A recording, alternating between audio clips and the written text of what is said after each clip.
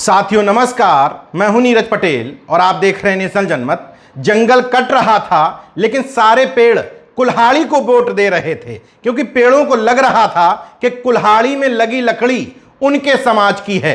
NDA यानी कि Bharatiya Janata party और उसके सहयोगी दलों द्वारा राष्ट्रपति पद के लिए आदिवासी समाज से आने वाली द्रौपदी मुर्मू को प्रत्याशी बनाने के बाद यह पोस्ट सबसे ज्यादा वायरल हो रही है। इसके अलावा इस बात पर भी चर्चा चल पड़ी है कि भारतीय जनता पार्टी विभिन्न समाजों में से सर्वश्रेष्ठ गुलाम व्यक्ति को चुनते हैं और जो जितना बड़ा उनकी विचारधारा का गुलाम होता है उसको उतना ही बड़ा पद सौंप देते हैं। पूर्व सांसद उदित राज ने बाकायदा पोस्ट लिख करके कहा, कोविंद जी राष्ट्रपति बने तो दलित खुश हुए लेकिन भला एक चपरासी का भी नहीं कर पाए। अन्य जगह भी इस तरह की चर्चा चली, क्या रामनाथ कोविंद की तरह द्रौपदी मुर्मू भी महज एक आदिवासी समाज का मुखौटा भर बन के रहेंगी, रबर स्टैंप बन के रहेंगी, या इस समाज के लिए कुछ कर भी पाएंगी? एक पोस्ट में कटाक्ष करते हुए यहां तक लिखा गया, जैसे पिछड़ा प्रधानमंत्री पिछड़ों का कल्याण कर रहा है, जैसे दलित राष्ट्रपति दलितों का कल्याण कर रहे थे, वैसे ही अब आदिवासी समुदाय से आने वाली राष्ट्रपति आदिवासियों का सम्मान करेंगी। भारतीय जनता पार्टी अपने मूल वोट बैंक यानी कि ब्राह्मण, बनिया और उसमें ठाकुर भी अब शामिल हो गए हैं। या बड़ा विस्तार कर लें तो सवर्णों को छोड़ करके पिछड़े, दलित, आदिवासी या अल्पसंख्यक समुदाय से किसी को भी किसी पद पर पहुंचाती है तो यह चर्चा चल पड़ती है कि फिर से जाति का एक मुखौटा तैयार किया गया। आज हम इसी बात का पोस्टमार्टम करेंगे कि द्रौपदी मुर्मू ने अभी तक आदिवासी समाज के लिए कुछ किया भी है या भारतीय जनता पार्टी के नेता महज आदिवासी समुदाय को लुभाने के लिए, क्योंकि गुजरात में उनकी संख्या ठीक ठाक है, 2024 के चुनाव में नरेंद्र मोदी के लिए पिछले चुनाव की तरह इतना आसान भी नहीं है, इसलिए विभिन्न वर्गों को झुंझुने पकड़ाए जा रहे हैं। द्रौपदी मुर्मू ने आदिवासी समुदायों के लिए अभी तक के राजनीतिक कैरियर में क्या किया, इसका विश्लेषण करेंगे। लेकिन पहले बात इस बात पर कि द्रौपदी मुर्मू उनके पैमाने पर फिट क्यों। दरअसल द्रौपदी मुर्मू आदिवासी समुदाय से आने के बावजूद उनकी विचारधारा को कहीं से भी चुनौती नहीं दे रही हैं। जैसे ही उनको राष्ट्रपति पद का उम्मीदवार घोषित किया गया, स्थानीय मीडिया रिपोर्ट्स के हवाले से बताया गया कि सबसे पहले ओडिशा के जहुरे स्थान में पूजा अर्चना करने पहुंची। इसके बाद स्थानीय जगन्नाथ मंदिर एवं शिव मंदिर में पूजा अर्चना की। इसके बाद प्रजापिता ब्रह्म कुमारी ईश्वरी विश्वविद्यालय में पहुंच करके पूजा अर्चना की। तो क्या महज पूजा अर्चना करने भर से कोई भारतीय जनता पार्टी की विचारधारा का गुलाम हो जाता है? कतई नहीं। जरा ये वीडियो देखिए।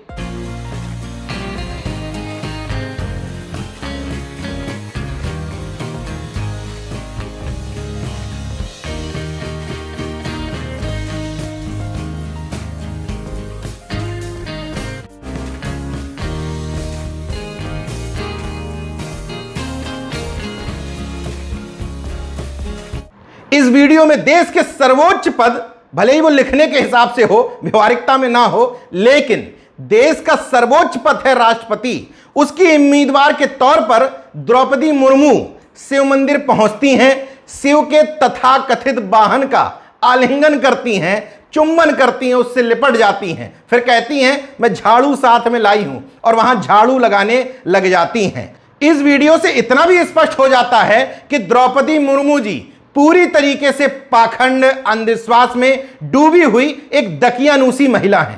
सामान्य तौर पर आदिवासी समुदाय मानते हैं कि वो हिंदू धर्म का हिस्सा नहीं है, उनकी संस्कृति, कल्चर सब कुछ अलग है और वो प्रकृति पूजक माने जाते हैं। लेकिन द्रौपदी मुर्मू प्रकृति पूजक कहीं कतई नहीं है, वैज्ञानिक दृष्टिकोण, वैज्ञानिक चिंतन कतई नहीं रखती हैं, आदिवासी परंपराओं में भी भरोसा नहीं रखती हैं।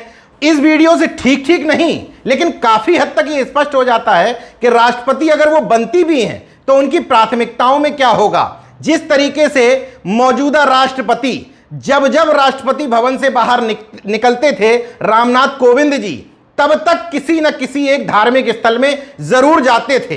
केंद्रीय विश्वविद्यालयों के कुलाधिपति होने की हैसियत से भले ही उन्होंने किसी भी केंद्रीय विश्वविद्यालय में कुलपतियों की जातिवादी नियुक्तियों पर, हो रहे भ्रष्टाचार पर, गड़बड़ियों पर, एनएफएस के सिस्टम पर, पिछड़े दलित प्रोफेसर्स के साथ हो रहे अन्याय पर एक शब्द ना बोला हो, एक कदम ना उठाया हो। लेकिन जब जब वो बाहर निकले तो भारतीय जनता पार्टी की विचारधारा के हिसाब से कहीं ना कहीं माथा टेकने जरूर गए, भले ही एक जगह उनको अपमानित होना पड़ा हो। उनके राष्ट्रपति रहते हुए संवैधानिक संस्थाओं का न सिर्फ दुरुपयोग हुआ बल्कि उनका धष्टीकरण भी किया गया, निजीकरण हुआ ठोक करके, लेटरल एंट्री लागू की गई। सब कुछ खामोशी से देखते रहे, यहां तक कि सवर्ण आरक्षण बिल भी 4 दिन के भीतर संसद से पास करके राष्ट्रपति ने भी अपनी मोहर उसमें लगा दी। इसलिए सवाल उठने लगा कि द्रौपदी मुर्मू जी ने तो राष्ट्रपति बनने से पूर्व ही संघ के प्रति अपनी निष्ठा जाहिर कर दी है।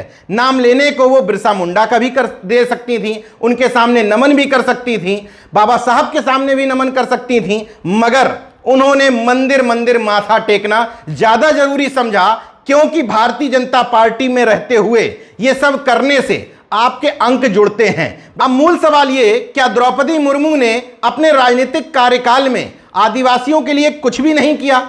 सबसे पहले वो राजनीति में प्रवेश करती हैं, पार्षद बनती हैं, फिर 2 बार भारतीय जनता पार्टी से विधायक चुनी जाती हैं। उसी दौरान उड़ीसा में नवीन पटनायक और भारतीय जनता पार्टी गठबंधन सरकार में मंत्री भी बनती हैं। फिर भारतीय जनता पार्टी उनको झारखंड का राज्यपाल बना देती है। झारखंड के इतिहास में सबसे ज्यादा समय तक 6 साल से ऊपर राज्यपाल रहने का रिकॉर्ड भी उनके नाम रहता है। नेशनल जनमत जानता है कि भारतीय जनता पार्टी का विरोध करने वाले लोग ये नहीं सुनना चाहते कि द्रौपदी मुर्मू ने अपने जीवन काल में आदिवासियों के लिए कुछ भी किया है। आप जितना उनको गलत ठहराएंगे, जितना कहेंगे कि द्रौपदी मुर्मू पूरी तरीके से रबर स्टाम्प है, गुलाम है, उतना उनको पसंद आएगा। लेकिन मैं पसंद और नापसंद के लिए वीडियो या खबर सामने नहीं लाता हूं। जो फैक्ट है वो फैक्ट है। इस एक्ट में संशोधन का मतलब था आदिवासियों की जमीनों की रक्षा के लिए ब्रिटिश सरकार द्वारा बनाए गए छोटा नागपुर काश्तकारी अधिनियम और संथाल परगना काश्तकारी अधिनियम में बदलाव करना। उस समय विपक्ष के भारी विरोध के बावजूद रघुवर सरकार ने विधेयक को पास करवा करके राज्यपाल के पास भेज दिया था, लेकिन राज्यपाल ने बिना साइन किए सरकार को वापस लौटा दिया और पूछा कि इससे आदिवासियों को फायदा क्या होगा। बताया तो यह भी जाता है कि उस समय सीएम रघुवर दास द्रौपदी मुर्मू जी से मिले थे, लेकिन उन्होंने कहा कि इसमें 200 आपत्तियां आई हैं, मैं किसी भी कीमत पर इसको आगे नहीं बढ़ा सकती, और वो एक्ट अभी भी कानून नहीं बन पाया। बीजेपी के बाद झारखंड मुक्ति मोर्चा की सरकार में भी वो राज्यपाल रही, लेकिन बिना किसी विवादों के उनका पूरा कार्यकाल निपट गया। द्रौपदी मुर्मू जी से अब यह अपेक्षा लोगों की रहेगी, खास तौर से जिस समुदाय का उनको दिखाया जा रहा है। यह बात मैं इसलिए कह रहा हूं क्योंकि योगी आदित्यनाथ जी, जो हिंदुत्व के बहुत बड़े स्टार प्रचारक और पैरोकार हैं, उन्होंने भी अपने ट्वीट में हिंदू शब्द का इस्तेमाल नहीं किया। उन्होंने लिखा आदिवासी समुदाय से आने वाली।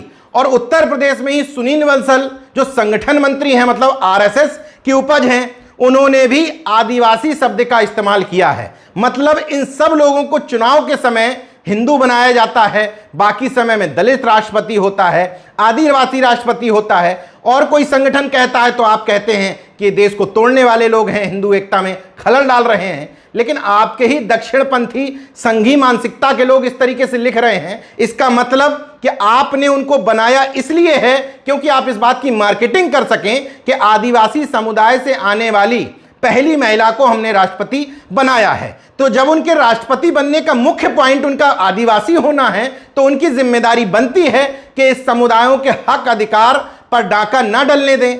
मगर राष्ट्रपति बहुत बड़ा पद होता है। राज्यपाल के पद पर एक विधेयक को वापस करके उन्होंने जो सहानुभूति आदिवासियों की बटोरी थी, वो राष्ट्रपति जैसे पद पर भी पहुंच करके बरकरार रहेगी, इस पर मुझे संदेह है। बहरहाल वजह कुछ भी हो, भारतीय जनता पार्टी मुखौटों के रूप में ही सही विभिन्न लोगों के चेहरे आगे तो कर रही है। इससे पहले जो विपक्षी दल रहे तमाम सारे लोग, उन्होंने मुखौटों के रूप में ही सही इस तरीके का प्रतिनिधित्व आगे नहीं बढ़ाया। चाहे उत्तर प्रदेश हो, बिहार हो या केंद्र में कांग्रेस, अभी भी वो भारतीय जनता पार्टी के एजेंडे को नहीं समझ पा रही है। अगर भारतीय जनता पार्टी को अपने हिंदुत्व पर धर्म पर इतना भरोसा होता तो वो इस तरीके से विभिन्न समुदायों को हिस्सेदारी ना बांट रही होती। मंत्रिमंडल से लेकर के कहीं भी आप उनको गुलाम कह लीजिए, मुखौटे कह लीजिए, लेकिन विभिन्न समाजों का दिखावटी प्रतिनिधित्व लगातार आगे बढ़ाती चली जा रही है। इस बात को जब तक आप नहीं समझेंगे तब तक आपके तमाम मुद्दे बौने पड़ जाएंगे। आपको एक घोल तैयार करना पड़ेगा जिसमें विभिन्न जाति वर्गों का प्रतिनिधित्व भी हो और सॉलिड मुद्दों पर सड़क पर उतर करके संघर्ष की राजनीति भी हो। देखते रहिए नेशन जनमत, जागरूक और सजग बने रहिए। जय विज्ञान, जय संविधान, जय लोकतंत्र। धन्यवाद।